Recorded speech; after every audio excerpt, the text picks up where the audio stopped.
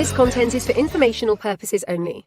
You should not construe any such information or other material as legal, tax, investment, financial, or other advice. Nothing contained on here constitutes a solicitation, recommendation, endorsement, or offer by Draper Gorenholm or any third-party service provider to buy or sell any securities or other financial instruments whatsoever. Hey everyone, it is me. We are here. Joseph is here too. Say hi, Joseph. Hey, what's up? Boom, boom, boom. We're recording. Good morning, everyone.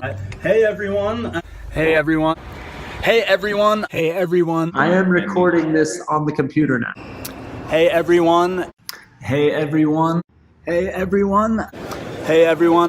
Boom. All right. It says it's recording. Boom, boom, boom, boom, boom. I am apparently recording. The entire bottle of control. They're all exactly the same. Crypto art, and then what it really is an NFT. Wow.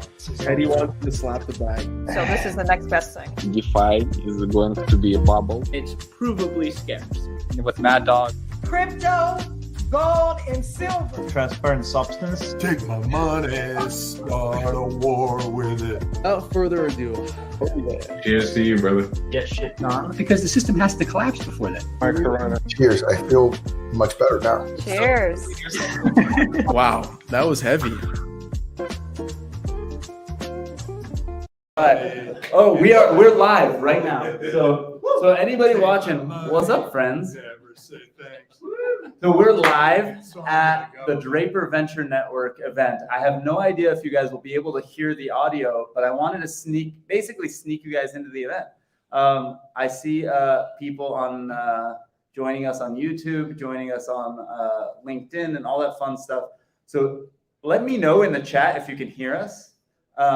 If you can, ask questions in the QA, and I'll bring it up in front of everyone. All right, you can hear, but let's see everyone else. If you're joining us on any of the streams, go to meet.blockchainbooze.io, and then you'll be able to hang with the community, ask questions, do your thing.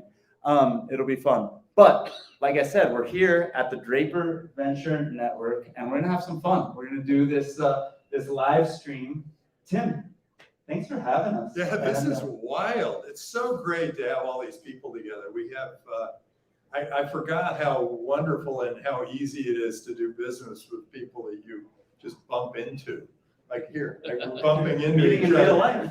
Yeah, and he gave me these business cards that are $3 worth of Bitcoin each.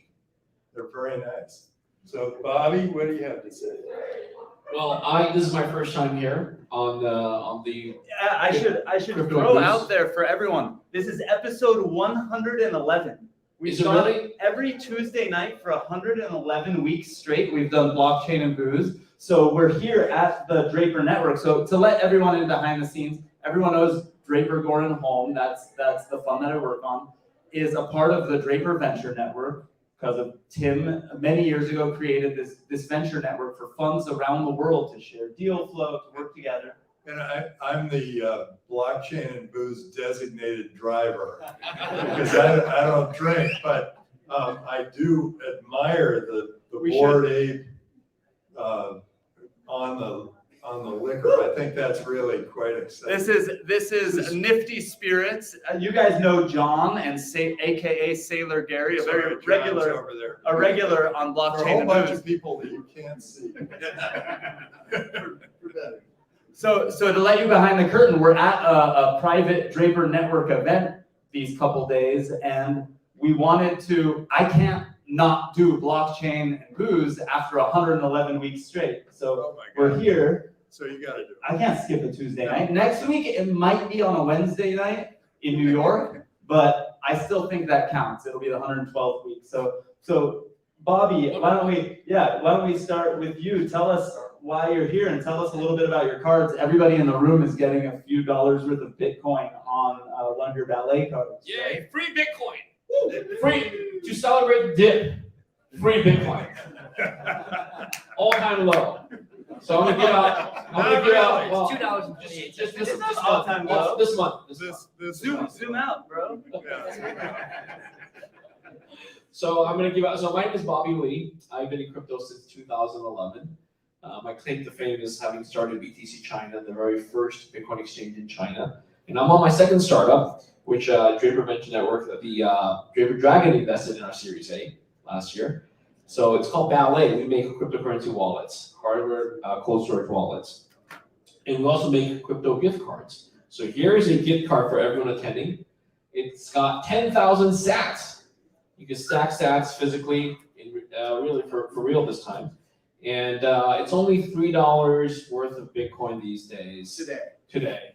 It was $4 not so long ago. It was $5 and $6 a few months ago. It's only $3. So buy coffee. Going to be 25 before the end of the year. There we go.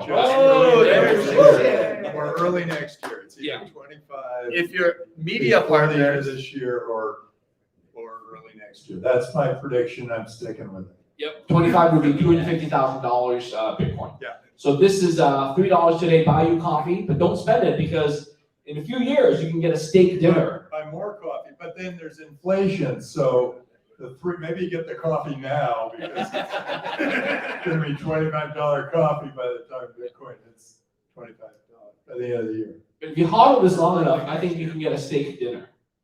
Okay, so that's my purpose. Buy you guys steak dinner each, right? For $100, $1 million.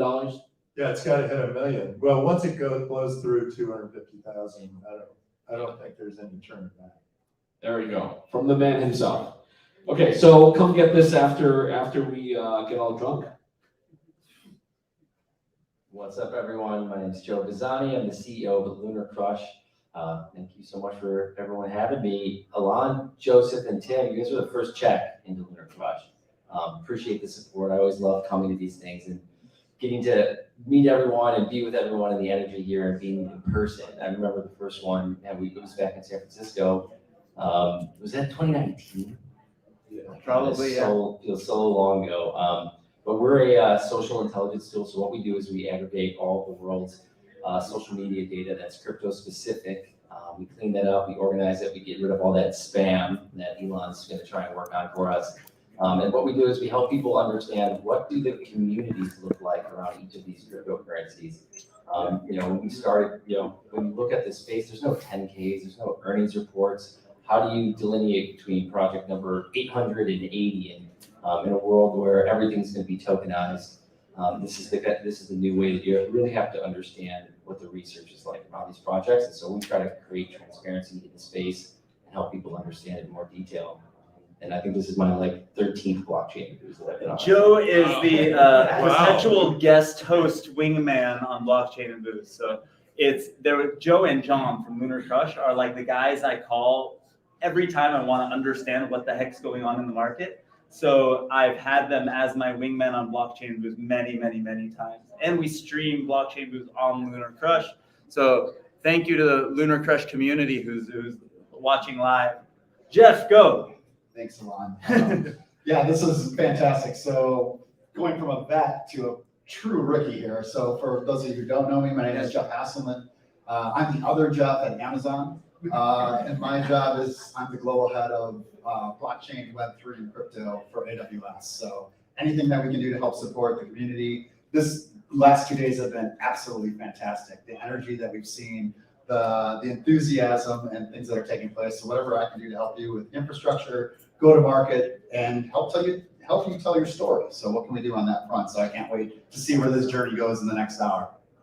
Yeah, so what I want to throw out there for the community who's watching online is that, Bobby, it's his first time on. Jeff, it's your first time on Blockchain Booze. I'm going to make sure we have a legit episode of Blockchain Booze with both of them in the coming weeks so that, this weird version with bad audio, maybe we'll get more plugs.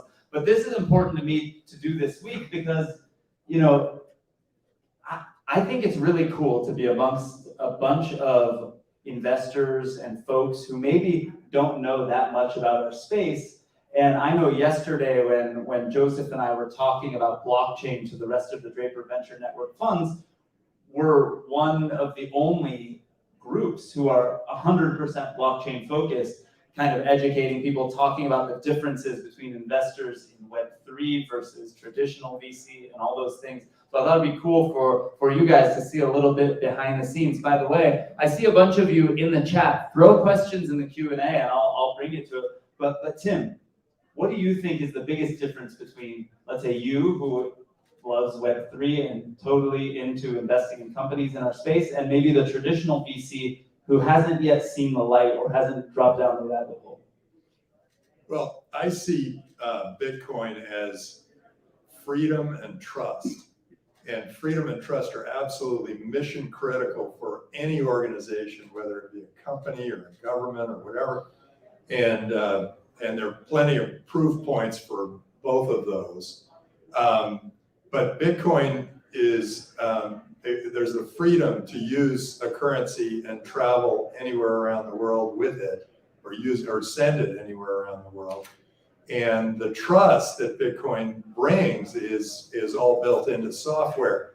And so I feel like those two things, they're the two most mission critical things we have on the earth. You know, think of how little freedom and how little trust they have in North Korea, and then how much freedom and how much trust they have in South Korea. And South Korea has the average South Korean makes 460 times, which the average North Korean makes, and is 4 inches taller. So that's a freedom argument. And then trust, Singapore is my trust argument. And Singapore's gone from the least trusted, one of the poorest nations in the world, to the most trusted and one of the richest nations in the world over about a 70-year period when Lee Kuan Yew was on it. So I believe in this. I believe in Bitcoin. I believe in what it could do for the world. The internet was so exciting because we were all starting to do business across borders and all that. Things were going very, very well. And then Bitcoin came along, and suddenly we had a way of transferring value across borders wherever we wanted to transfer it.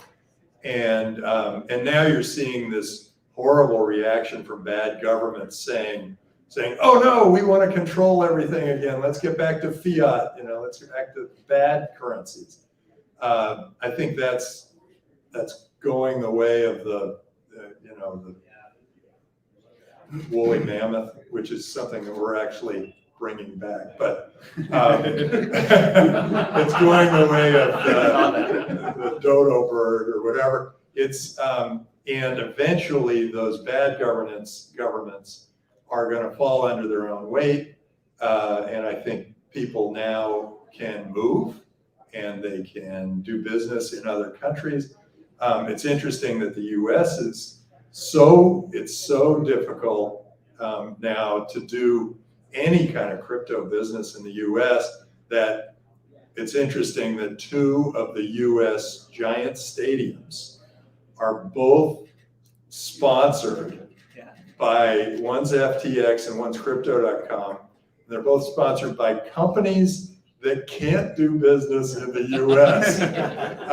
So I think the US has to wake up. I mean, the SEC, you got to wake up and say, look, you're losing all this business, and you gotta lighten up. It's got to be a light touch government, and trust people and create more freedoms, and then you're going to have a great booming economy again. But in the meantime, we got inflation, and we're heading into a depression or recession. Nobody says depression anymore, but maybe that's because we have women in the workforce.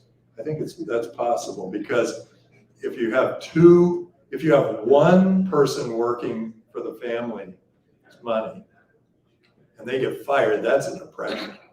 But if you have 2 people working and one gets fired, that's a recession.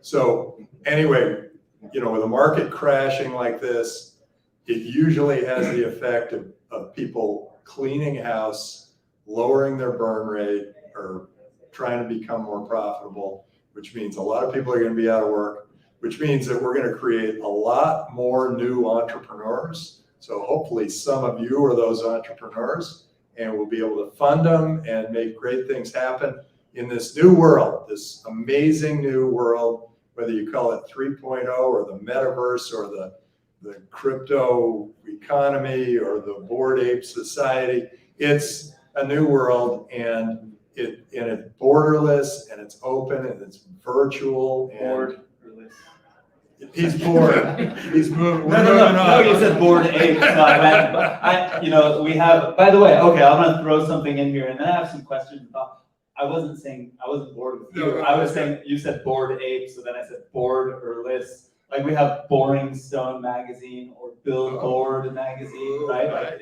I threw in the board. And I'm Ape-er. So okay, this is a perfect segue. Because I will tell you this, there's a gift right here from Boring Stone magazine, Boring Stone NFT, one of our portfolio companies, and read what it says right there. You can't spell Dr. Aper without ape. You can't spell Draper without ape. So this is Punk Ape Strong's guitar being gifted right now to Tim Draper. There we go.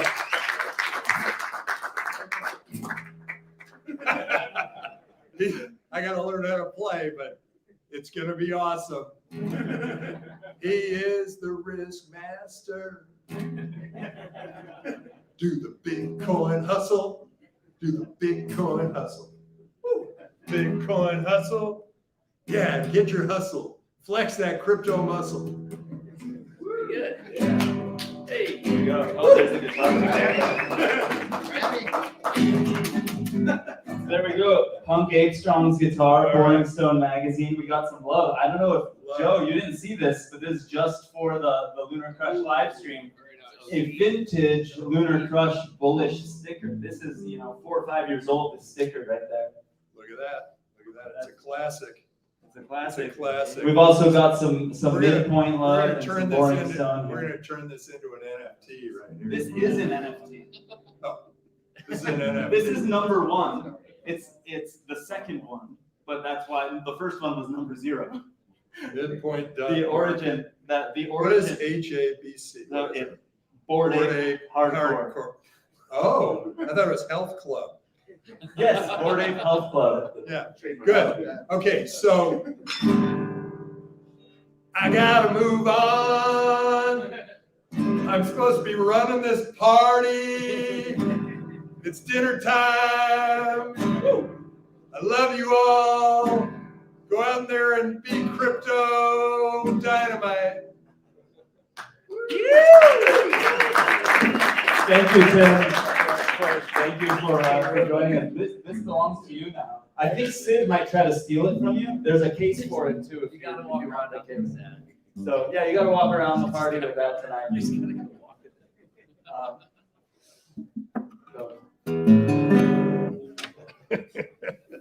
It's pretty well tuned too. Thank you, Bored Ape people. Yes, BoringStoneNFT.com. BoringStone.com, I think it is, but Boring Stone NFT on Twitter, and you've noticed there's some love there for Midpoint Market. I might bring Matt up to say something. The community knows Mr. Suit as Matt. Mr. Suit is one of the apes that started Midpoint. And Jason the Ape, thank you, Tim. I think Sid wants to play that for us tonight. He told me. Oh, should I bring it out? Tell Sid he's supposed to play it for us tonight. There you go. Totally making sense. For those of you watching online, Sid told me he plays guitar. He's the director of the Draper Venture Network. I just obligated him to play guitar at the event. I have no idea if he's willing to do it or not, but why not? So, Bobby. Yes. You've been here for the last couple days, and you got to sort of see behind the scenes of the funds from around the world who are participating, and you're one of us. You're one of the crypto crew. Yes. So tell me, talking to the more traditional VC funds and folks that are part of the Draper Network, how do you see them looking at crypto, and how have the conversations gone? Well, first of all, it's been a big change in the last 5-10 years. I remember, 10 years ago, I got into Bitcoin quite early. So 10 years ago, you mentioned Bitcoin like birds chirping, like no one knows what it is.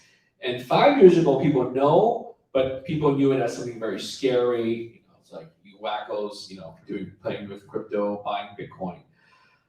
Whereas today, finally, made great progress, right? So the funds, the investors, the VCs, the pension funds, the family offices, they're all getting in. Some slower than others, some, got in the last year, some getting in this year, but this is great progress. And I think what's gonna happen in the next 10 years, 20 years is by then it will just be assumed every portfolio has crypto, has Bitcoin, Ethereum, and the leading cryptocurrencies. And that's the day we're looking for, where it's no longer a subsector. It's just part of the portfolio. It's just like you don't talk about, oh, does this portfolio hold equities or bonds? Well, it holds everything. It holds equity, bonds, and crypto. Yeah. So I'm looking forward to that. It's fun to see people like, exactly what you were saying. If you went to a VC event, so I was doing a lot of traditional VC events in Los Angeles years ago. And people, it was kind of like what the hell are you talking about, to, oh, you're doing that crypto thing, that's cute, like totally, it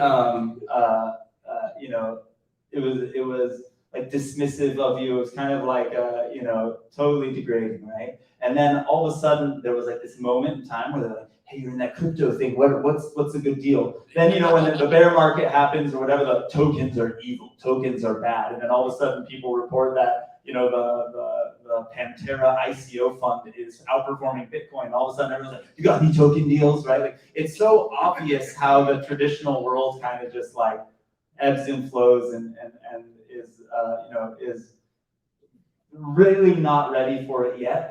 But today, they're accepting of it, right? Like they all accept that there is certain parts of it that aren't going away. So finally, right? So it's a really cool place to be. I would like to get, Jeff. One more comment is some of you run companies. So even endowments, right? People are talking about, can we have crypto on the balance sheet? So I think finally this year, we're seeing companies and endowments and funds having crypto on the balance sheet. I think that's very important. And then we still have, accountants and lawyers who specialize in helping companies get crypto on their balance sheet. So that's a niche market today. I hope one day it would just be, of course, we know how to do that, right? Yeah. Well, that's the thing. They don't even know how to deal with it. But I'd like to get from your perspective, Jeff, this is your first time in Blockchain Boost, Amazon's perspective. We don't really think of Amazon and crypto in the same, sentence yet. But what are you guys doing to kind of prepare for this new world? Sure, great question. It's kind of loaded too. Being a big centralized player in a decentralized place. So the way we're looking at it is, how do we help power the developers? How do we help power them to build these cool new things in Web3 and where that may take them? So what tools do we need to have for them to be able to do that? So that's one of our key focuses. We've been doing that for many years. We've been helping these companies out from the early days to today, and it's not going to stop. So we're definitely looking at it through that lens. And the way we look at it too, when you think about Web3, it's all about community. It's all about bringing people together. And how do you contribute to that community? So that's one thing that in my role, I'm going to be really focused on. How are we contributing back to help all the different developers, companies that are going on and taking place? And to be honest, like the last couple of days, just the energy with the developers, with the Draper Venture Network and what's taking place here, it's really shown true colors that I know things are going to be going in a cool direction. And it's early days. So for those of you who are thinking to build, happy to help you out with anything that we can do to help move the needle for you. So keep it with you, Joe. I mean, you the saying for Lunar Crush, right? Like everybody knows, there's no crypto without community. That's like your original saying. So, from your perspective, right, you're seeing the community grow in all sorts of different ways. Tell me, just from your perspective, being here for the last few days, seeing the traditional funds and everyone else. Yeah, I mean, you talked about a little bit earlier with traditional funds, even when we were fundraising, in 2019 and there was a bear market, people were like, I thought that like Bitcoin thing was like going away. Like, I didn't really think that was going to happen. And that was not that long ago. And so I think people forget how quickly this has all happened.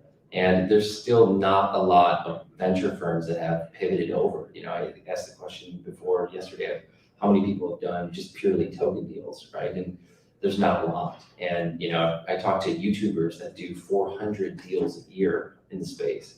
And those to me are the next, unicorns, the next giants in the space are these individuals that have access to audience, access to capital, all built into one. And so the fund of the future, I think, is going to be a lot different. And as an entrepreneur in the space, you're looking for that creativity. You're looking for that person on your cap table or on your that owns your token, that's creative, that's thinking about your product, that's out there, that understands what's going on, that's bridged, across a wormhole, even though it says on the blockchain it's going to a black hole, which we definitely have to fix in this space. You can't say it's going to a black hole. It's not smart, but a lot of UX stuff. But yeah, I think, overarching, it's when you take a step back and you look at every single, just like there was digital transformation, that was like the word, right? For all these agencies and everyone else, everyone needs a Web3 strategy now. And you're seeing everyone have some sort of NFT strategy or some sort of crypto strategy, or how do they get involved? And the banks are looking at it, and the banks and everyone are at like square one. It's like, buy and hold Bitcoin was like retail 2013, and they're just starting to figure this stuff out, but it'll start moving quicker. And I'm interested to see what happens. Does a bank somehow buy a part of a DEX or own some part of those tokens, or does the DEX go and buy a bank somehow? And I'm really excited to see what happens over the next couple of years. And right now, in a little bit of a bear market is when the building happens, right? That's when all the fun stuff happens. And if you're working at or have been working at one of these big companies and you want to come to the Web3 space, what I will say is, as soon as you jump in, it's like you're going to have an entire community of people behind you, helping you grow, giving you answers. Reach out to people on Twitter, just DM them, and people will help you. So that's my 2 cents. I love it. I think this is an insanely, we talk about this on Blockchain and Booze all the time. This is probably one of the first sort of industries and communities people participate in and get rewarded for participating in such a way that you can just be a part of a community and earn a living, or you are rewarded for participating. So I'm going to jump into, for everyone watching, I'm not sure we're going to go the full hour this time, so throw questions in the QA. I know we have a lot of them in there already. Let's see, man, Christina and Dan and Crispin have already put in a bunch. Let's see here. So this is a question for Lunar Crush, but I kind of know the answer, but I don't know if he wants to talk about it quite yet. Oh, totally. No, it's not a seeded question. Christina is asking it, one of our longtime community members. She is awesome. First time caller, long time listener. It's like, hey, welcome to Blockchain and Booze on KROQ. Like, first time caller, long time listener. Christina here asking, Joe, how does Lunar Crush calculate sentiment for NFT projects? Wow. I don't know if Joe wants to talk about it. How can you tell me how can you tell if they have potential at early stages? So Lunar Crush, NFT sentiment. For those of you who don't know, Lunar Crush, why don't you give a little tiny Lunar Crush background for those who don't know, and then say what you're doing for NFTs if you want to talk about it. Yeah, sure. I just ruined something. No, it's out there. So yeah, as we're aggregating all this data across places like Twitter, Reddit, YouTube, and we probably have the largest single source of news out there now, period. What we're doing is we're looking for a couple of different things. Is this piece of content related to crypto or not? Is it spam, or is it very bearish to very bullish? And so as this data comes in, we're kind of marking and we're training that data. And the machine's looking at it, and as everyone knows, AI machine learning just gets better over time. Just train, set, train. It's not as good as a human, and then it's better than a human, and then it's better than a human can ever imagine being. So that takes time. So as we've started to pull this content in, there's a lot of content out there. There's billions of engagements across just those platforms, and that's not even including things like Telegram and Discord and VTalk and all the other social media platforms out there, TikTok. So there's a lot. And so when you look at NFTs, there's a lot of things to take into consideration. There's a bunch of different chains. There's a bunch of different marketplaces. Pricing is different than with cryptocurrencies. There's a floor price, right? And then there's stuff that's listed. And so there's just a little bit of a different way to look at NFTs and what the community looks like there. But when you think about it with a cryptocurrency, there's still, there's a team, there's some building that's going on. With NFTs, it is just pure community. It's pure sentiment. And so we've got a pretty cool way that we're going to start displaying some of that here very, very shortly, actually, a couple of weeks, starting with Ethereum. So we're super excited about that. So Lunar Crush for NFTs is coming. Nice. I love it. Well, the next question is actually for Jeff, so this is perfect. I'll yell to the room, and you could probably hear it on the stream, people. So Jeff, David is asking, what's Amazon's approach to blockchain? Is it the focus on supporting small business sellers, large industry, procurement, warehousing, all of it? Are you guys looking at all those things? Like what's sort of Amazon's strategy so far? So a couple parts to that. We're definitely involved in the segment and definitely working with it, looking at a number of different things. I can't go into too many details of what our plans are, but I can say that a lot in that question are definitely part of this discussion and how we're looking at it. I will say from the AWS side, it goes back to how do we help with tools, our products and services? I mean, our breadth and depth of services is strong already, but it's also what are the tools that a Joe may need to help his company? What can we do to help support him? What are the ways that we can allow them to get back to their secret sauce and build that? So as far as the way we're looking at it, it's a long-term play. And from the way that we're approaching it is we're learning from those customers, what are the tools that they need, especially in the startup world. We all know resource constrained, capital constrained, time constrained. How do we give all that back to them? What can we do to make that happen? And that's one way that we're trying to help the community out. And again, the way we look at it is we want to kind of be under the radar. We want to help power and help these companies lift up and build whatever it is that they're trying to build and support them in that way. So that does lend to our overall strategy, which I do play a role in, not only for AWS, but all of Amazon. So we have a number of different properties. When you think of music, you think of Prime Video, you think of supply chain. There's a number of different ways that we can look at this as far as how Web3, blockchain, all that can kind of tie into it. How many Bitcoins does the other Jeff have? I do not know that question. Does he own Bitcoin? I will leave that to him to answer. But the other Jeff does. All right. Send him a text. Can you shoot the other Jeff a text really quick and be like, bro, how many Bitcoin do you have? Bobby, we got a question for Bobby. Blocks you. I should. I'm not gonna go there. Bobby, Christina had a great question for you. Just getting your to share the progress on Ballet and what's changed over the years. It'd be interesting to hear sort of what's the growth. Yeah. So Ballet, we make our marquee product is a physical cold storage wallet. And it's a non-electronic wallet, so it's different from the other hardware wallets, which have chips and mini displays and Bluetooth or USB cable connectivity. This one's completely non-electronic. We made it really simple, so it's affordable, and most importantly, this is the only hardware wallet cold storage that requires no setup.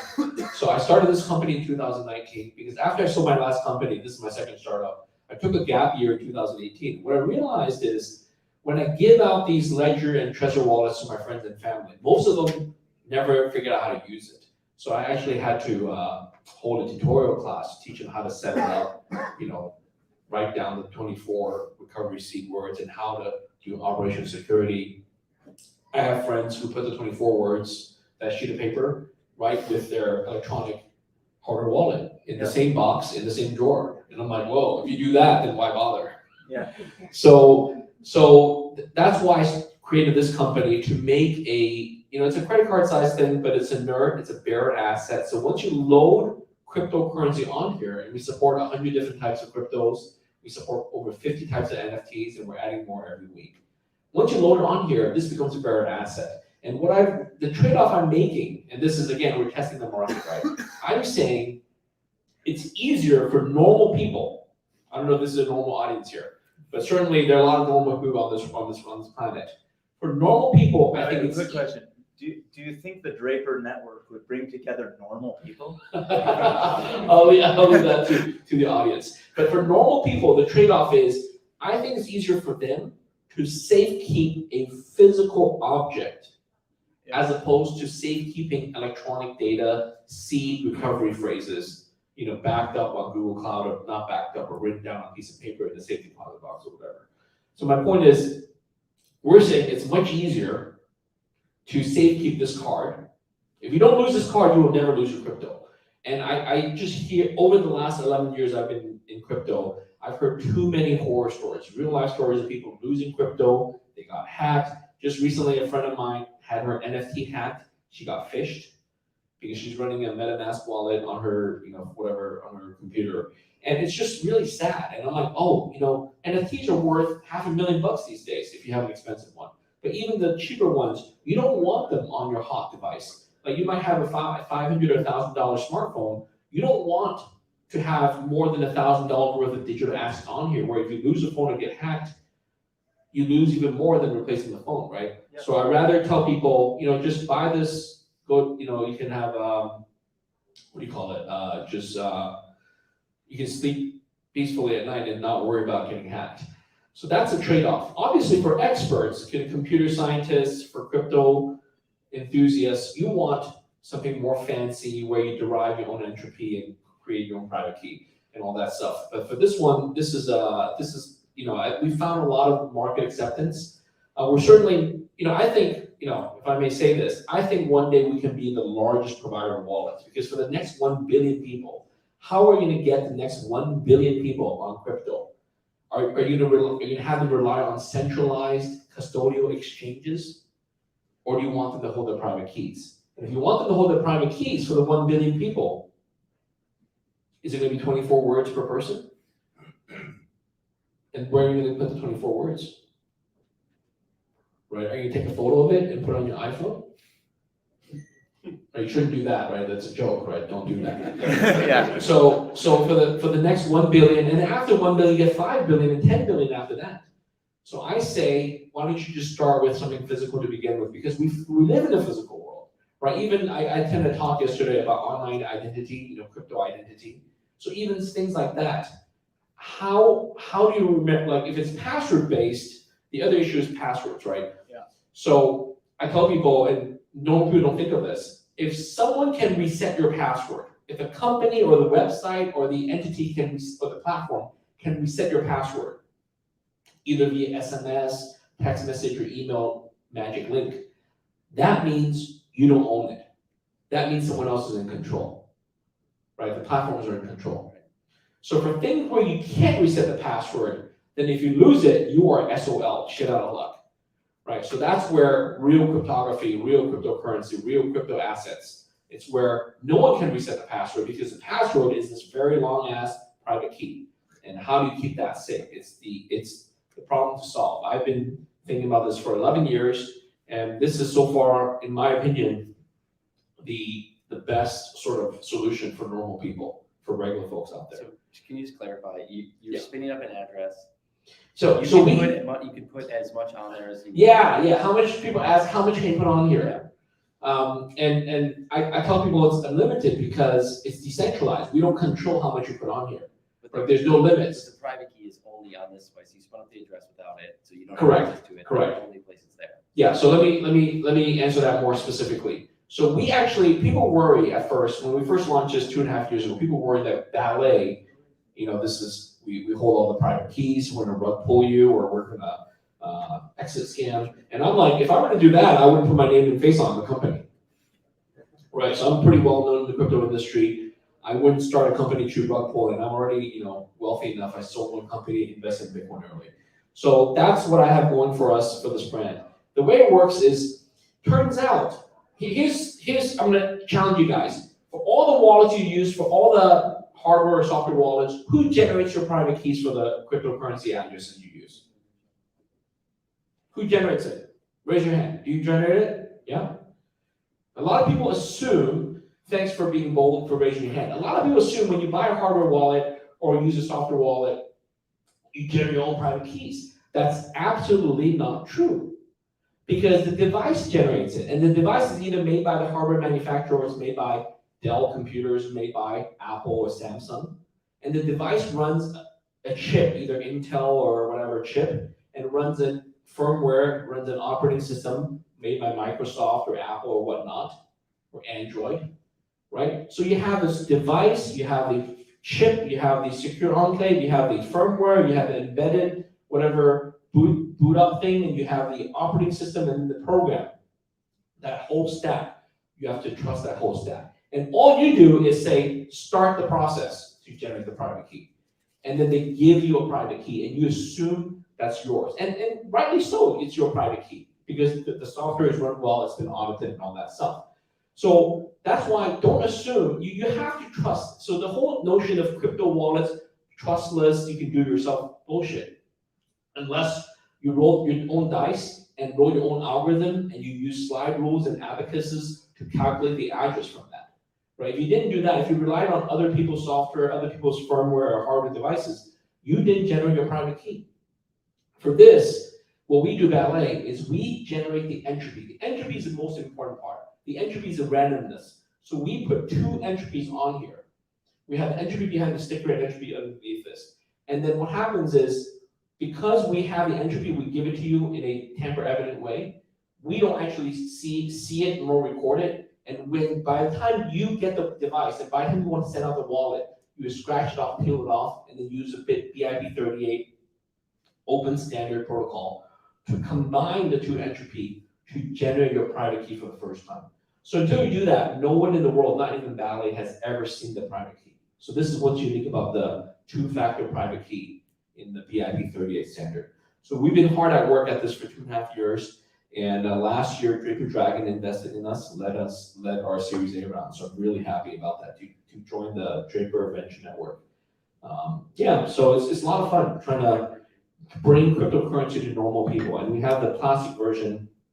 I'm gonna give everyone, so we got $3 of Bitcoin. Great for gifts. You can load up, we just had Mother's Day. You can load up crypto on here, give it to your mother, to your father for birthdays, for Hanukkah, for bar mitzvahs, for Christmas, everything. Yeah, I did 1 year, I did for Hanukkah and Christmas for my family. We celebrate both, depending what side of the family, or some people celebrate both. And I gave everyone $20 worth of Bitcoin. This is like 2017 times. But I literally wrote the private key down on a piece of construction paper for each person with a pen, and I just literally ripped the long strip and I gave it to each person. And I asked everyone, they asked me what it was, and I said, figure it out. And my nephew, who at the time was about 12 years old, I heard it from across the house and yelled, "It's Bitcoin!" And he was the one who figured it out. And I'm pretty sure my parents still have that piece of construction paper with a magnet on their fridge. It's probably worth like $40 now. I don't know. But it's pretty cool. This is a much better way to do it. So I want to challenge the people who are watching the live stream. I'm going to end this pretty soon, so feel free to throw any last minute Q&As or throw something in the chat. But what I will say is, we're about to go have dinner with the Draper Venture Network, go back to that traditional world of people. You just mentioned that Draper Dragon invested in your company. Draper Dragon is one of the funds in the Draper Network who does quite a lot of blockchain investments. Some of the others do less, some of the others do more. Obviously, Tim does a lot. We only focus on blockchain. Draper Dragon does a lot of blockchain. But I would like to get from you, Joe, and you, Jeff, what do you want to take back to dinner right now and convince the folks that aren't in yet to join us? And then those of you who are watching in the audience, what should we be shilling to the funds who aren't in our space yet? I'd like to get your opinions out there. But Joe, what do you think?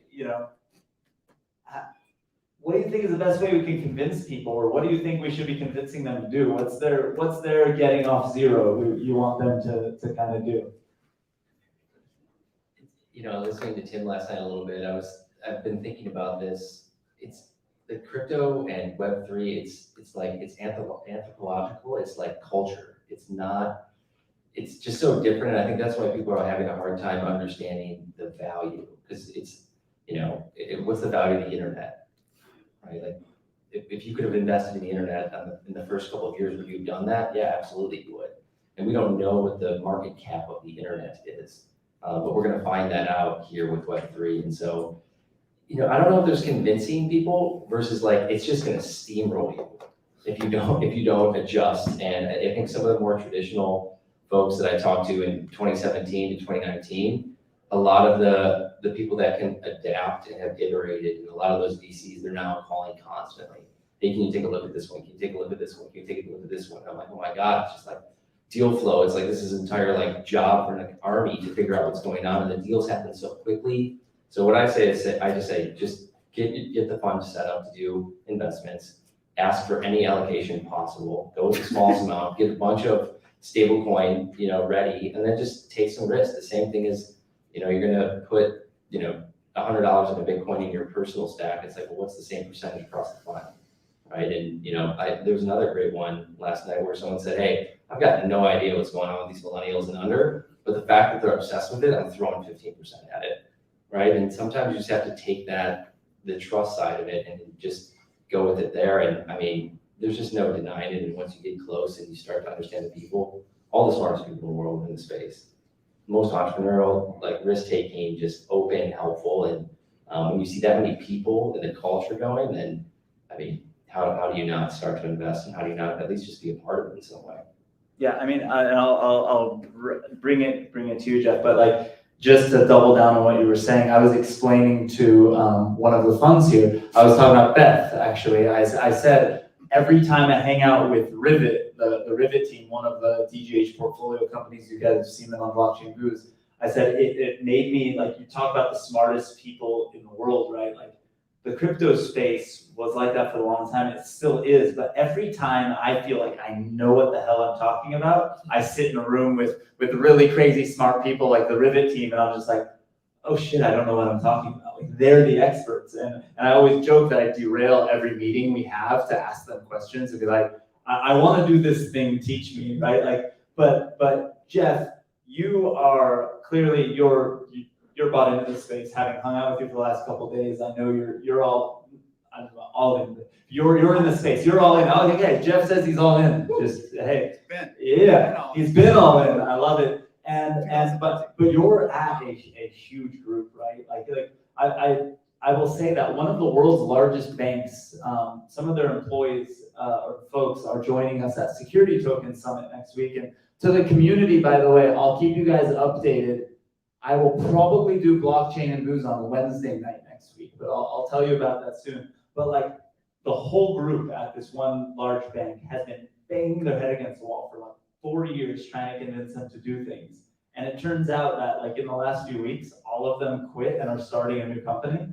But there's other people at the company that are taking the torch and going on. But like, from your perspective, being at one of the world's largest companies now, and I used to work at Amazon back in the day, and I'm a huge Amazon fan. But like, by the way, I bought the Amazon Fire phone the week it came out. It was a huge mistake. But let's just say I'm glad they took that risk, but it was not a good product. I went all in alongside everyone else, but Amazon now is you're there, you are super into the space. I'd like to hear from your perspective, like, one, just how you feel about it, but I know this is similar to the first question I asked you, but now going back to the rest of the room, trying to convince the rest of the large institutions, the other people to play along. Like, from your perspective, how are you convincing, right? Like, are you saying, come along with me, we're all into? Yeah, maybe I'll address one thing first. So the Fire phone, yes, it was a failure, but it did lead to Alexa. So, which is kind of cool. I loved it was the first phone I ever saw. One of the reasons I bought it is it had the low powered cameras, the multiple ones, so it could see depth. And so there was this one monkey app where you could like move your head and play with like a pet, and it was awesome. My son and I played with it all the time. Thanks but yes, it was awesome. I mean, I was I would say. Yeah, so there's definitely, Joe, you were mentioning how individuals, and as you were saying that, I'm thinking companies, if they're not moving forward, they're going to be left behind, and that's going to happen. I'll say the last 6 months, the inbound questions that I'm getting from enterprise, from what is our Web3 strategy, we've talked a lot about that in this talk and the last couple of days, and it's different sectors, so from media and entertainment, financial services, you go right on down the line. I'm getting those calls because who's helping those companies with that Web3 strategy? It's the people in this room. It's the people that are out there building and doing those types of things. So I think that is one way that I would look at it.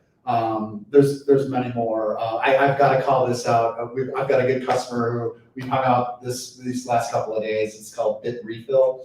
They have a GoFundMe going on right now. This might be a great way for people to take a peek at it. Go to savethebankers.com and just help fund them as far as what that is. I think that might be a great way to look Bit at what's Refill, going you on. guys have been around for a while, right? I mean, you were Yeah. one of the earliest. It's how a cool, long it's is a great story, really cool story.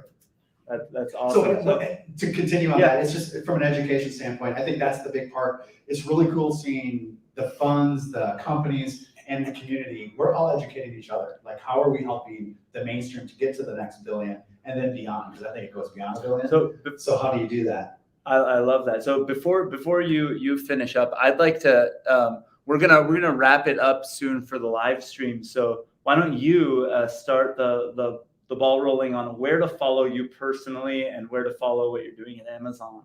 Give a little plug. And by the way, I'm going to have Jeff and I'm going to have Bobby on a blockchain and booze session soon where we can really dive in a little deeper on the normal front. But tell us where to follow you and where to. Yeah, so you can follow me on Twitter at Jeff Hassman, my first and last name. So yeah, that's probably the easiest. As far as other places, I am looking to start writing more, getting the word out. So my line is be the author, don't be the reader when you see that blank page. So that's one of those things that I am looking to do more of. I have not done as much as in my time here at Amazon, but I will be doing that going forward. I heard that if you bug him a lot, you could get a bunch of Amazon credits. That's just what AWS credits. But that's only one part. So there's a lot more that you can do beyond the credits.